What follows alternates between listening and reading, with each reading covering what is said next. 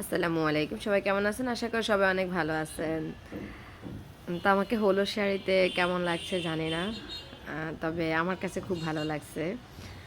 আমার খালাতো ভাসুরের বিয়ে ওই উপলক্ষে আমরা কিন্তু খুবই আনন্দ করলাম। আমার জীবনেও আমার লাইফেও ফার্স্ট এরকম আনন্দ, এরকম হলুদের সাজা, বাপের বাড়ি বলেন শ্বশুর বাড়ি বলেন ২ টা থেকে কিন্তু ফার্স্ট আমার এরকম মানে নিজেকে এত পরিপাটি করা।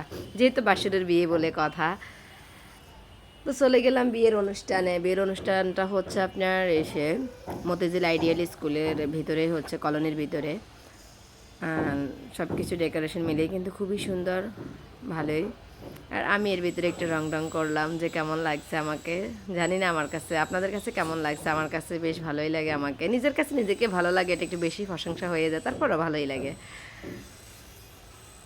তো এখানে মানে এটা অনেক সুন্দর করছে, স্টেজটাও অনেক সুন্দর করছে। আশেপাশে বেশিরভাগই ছেলে মানুষ, কারণ যেহেতু উনি রাজনীতি করে ওই বিধায় কিন্তু ছেলে মানুষটা বেশি আছে এখানে। মানে স্টেজে যা একটু উঠবো ওই চান্সটুকু কিন্তু আমরা পাইনি, আমরা অনেক পরে যাই আমরা ওই চান্স পেয়েছি। কারণ এক এক করে ওনার বন্ধুরা উঠছে, এক এক করে। আর স্টেজের সামনে তো অল টাইম একটা ক্যামেরাম্যান বসেই আছে। আমি উঠছি, আমি একদম শেষেই উঠছি, আমি আমার ওনাদের সাথে যে মহিলারা কিন্তু আমরা শেষে উঠছি। তো আপনাদের কাছে কেমন লাগছে একটু জানাবেন। কিন্তু এত আনন্দ করছে, কিন্তু এখানকার সবাই কিন্তু মোটামুটি বিবাহিত বেশি। আমার খালাতো বাসাটাই হয়তো বা একটু কম, এই মানে অনেক দেরিতেই বিয়ে করছে। আর বাকিরা কিন্তু তার বন্ধু বান্ধবরা বেশিরভাগই বিবাহিত।